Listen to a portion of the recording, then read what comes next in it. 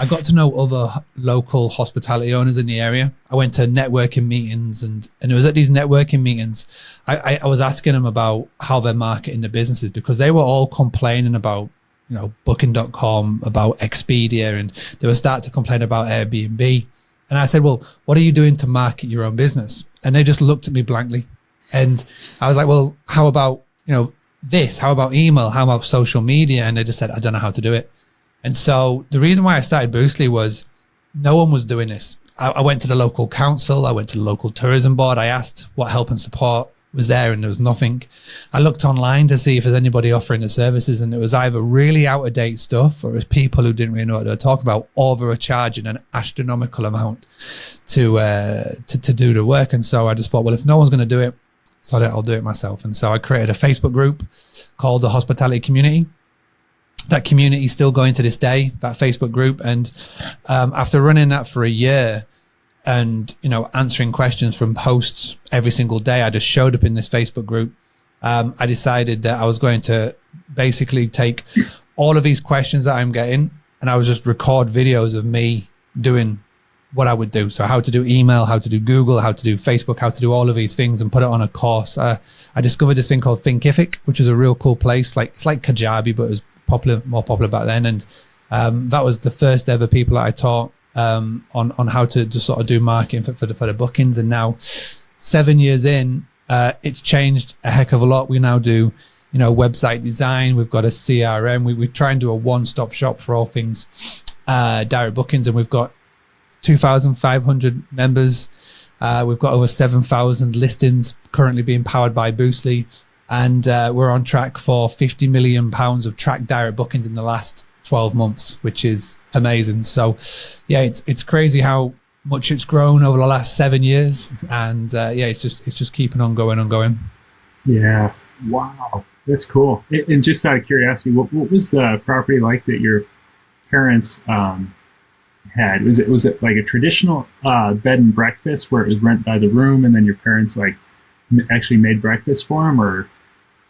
Yeah, so it was 14 bedrooms of a guest house. So basically my parents knocked down 2 barns and put 14 bedrooms in.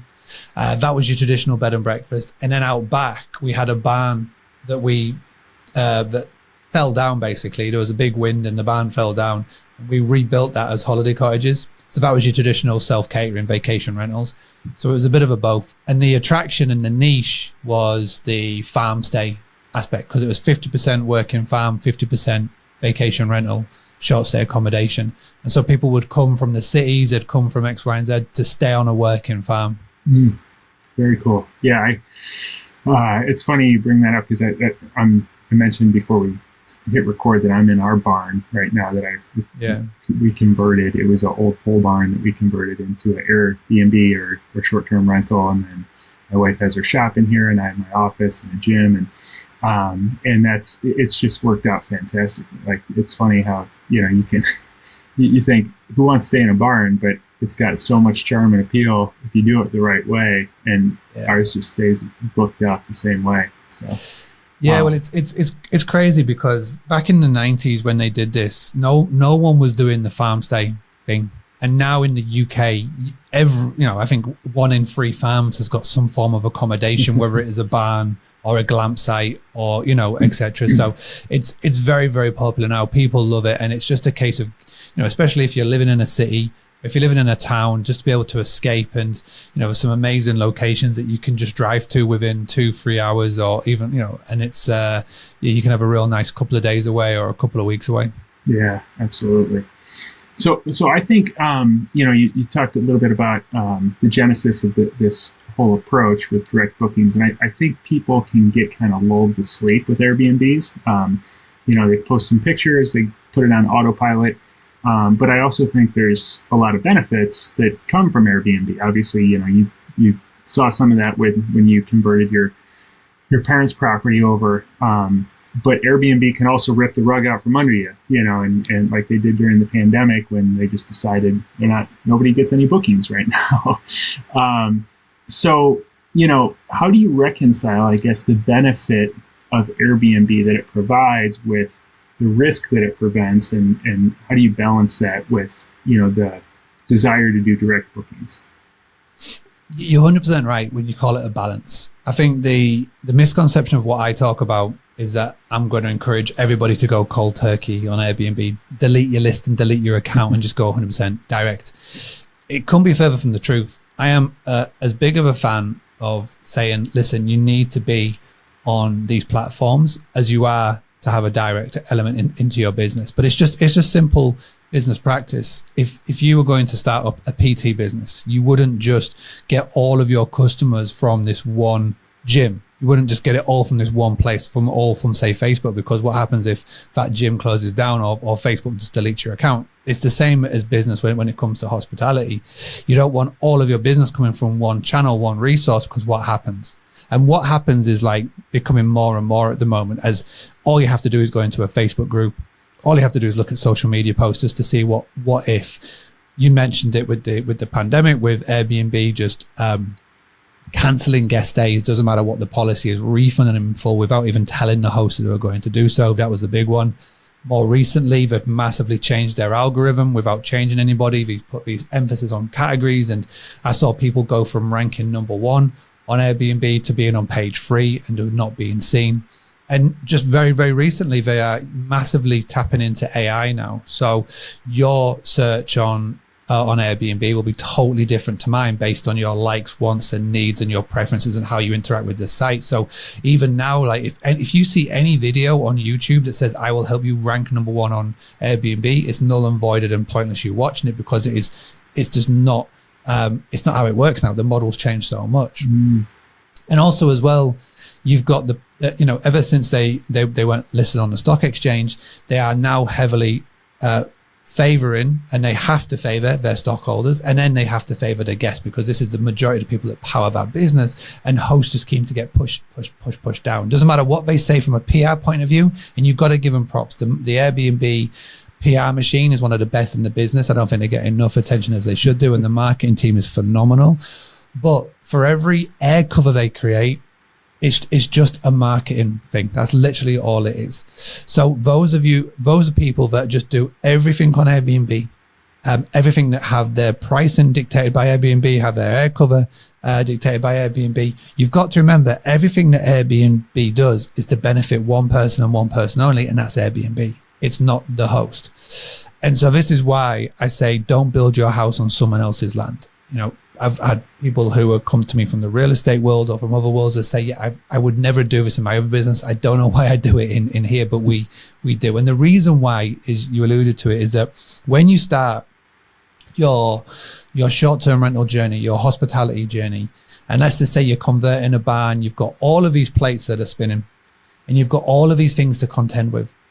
And when it comes to the marketing plate, if you know that you can take a couple of pictures of your property, upload it on one website and be pretty much guaranteed to bring in revenue, then you can just go, I can forget about that. There's no other industry that I know of that you can start a business, upload it onto one website and be pretty much guaranteed revenue. But we get that when it's hospitality and Airbnb.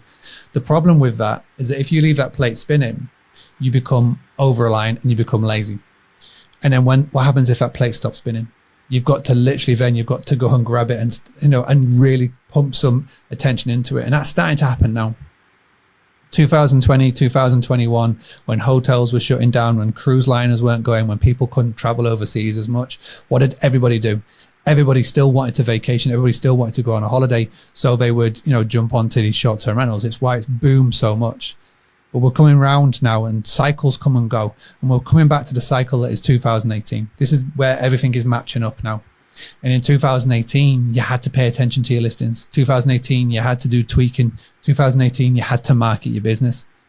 And what I see a lot of people do now is that they're marketing their business, so they're growing a social media following. So I can see some stunning Instagram accounts. I see Instagram accounts that have got, 10, 20, 30,000 followers. And I go to click the link to go to see where it's going to take me to, thinking, brilliant, it's going to take me to their direct booking website, and it takes me back to their Airbnb. I'm like, oh my gosh, you are building this beautiful brand. You're doing all of the hard yards, and then you are literally marketing your business for Airbnb. You're doing the hard work for them. You're sending it back to them. And so this is why it's really important. One of the things that everybody comes to me for is the protection. So it's like when a guest books on Airbnb, I know that I'm protected by Airbnb. But if anybody has tried to put a cover in, a claim in on Airbnb with a cover, you'll know how hard it is, all the hoops you've got to jump through. You know, I always say this, if you're going to put a cover in on Airbnb, at the end of the day, it's going to favor one person and one person only, and that is going to be Airbnb. There's been reports recently where hosts have put X amount of claims in, let's just say more than a handful, and they've noticed that their listing on Airbnb is being booked less. Why? Because they're putting more claims in. So a host that's putting lots of claims in is becoming a problem because the insurance has to pay out from Airbnb. So they're going, oh, let's just put it down the ranking a bit more, make sure nobody can see it. So this is why you've got to make sure that your insurance, your host protection, your pricing is all done via a third party. So when I say pricing, Price Labs is the one that comes up the most, or Beyond, or Wheelhouse. When it comes to protection, you've got companies like Safely, Proper Insurance. When it comes to host protection, you've got Superhog. So these are third party people that will give you the same cover, if not better, but you're taking it into a third party. You're not having it all decided on Airbnb, which is just clever business. And when it comes to marketing, again, you want to be ranked on Airbnb, you want to be listed on there 100%. But don't forget Verbo, don't forget booking.com, and obviously don't forget to have your direct booking as well. So it's just being sensible business owners, really. That's what I'm trying to get at. Yeah. And what you just described answered several questions that I had around, protecting yourself when it comes to taking direct bookings. Because like you said, with Airbnb, it feels like there's more protections in place. The one thing that you didn't mention that I think comes up quite a bit is the screening guests as well. So if you take a direct booking, it's you got some guy's name and their email address. With Airbnb, typically you can see their history of bookings, and so they might have 5-star reviews, and you can see what other hosts said about them, and so it gives you kind of a warm and fuzzy that they're going to perform the same way, and they know that they're going to be rated on Airbnb afterwards. So is there some other solution to how you can screen guests if you're doing direct bookings? Yeah, massively. So the company where I talked about for the host protection with Superhug, they also do the guest screening, and they actually take it a step further, because to get verified on Airbnb, you just have to, upload an image and give them an email address. That's literally it. But anybody can do that. Literally anybody can do that. With Superhug, it goes a step further. So it will do background checks. It will do all of the things that you should be doing on that thing. And Superhug will flag if a future potential guest is actually somebody that shouldn't be staying inside your property. And it will tell you, hey, this is somebody that you shouldn't be allowed in your property, and you'll be able to cancel it. So again, this is by working with a third party, working with the experts, that is their zone of excellence, that they can help protect you. And in Arizona, for example, this has become quite big because you've got the Child Protection Acts, etc., that have come into place, especially around short stay accommodation. So Superhug can actually help you with that. So as this industry expands, as this industry evolves, it's becoming really important. And so this is why I say to everybody, don't just go for Airbnb because it's simple. Because like I say, their marketing is absolutely spot on. The way that they described it, you can just get started. You can, have your property, take a couple of pictures, and be up and running in a couple of hours. That may sound all well and good, but if it's so easy, they're obviously skating over a few things, and they want to make things easier for some. And this is not just let's just all pile on Airbnb. It's the same with Verbo and booking.com. I wouldn't say to anybody go 100% Verbo or 100% booking.com. You want to make sure that you're listed on all. You want to make sure you've got a direct booking website, and you want to make sure that you've got what's called a property management software, which is PMS, and that will connect everything so you don't get double bookings. So having those core essential things in place is the key. Having things like Superhog, your insurance, etc. It just means that you're all set up and ready to go.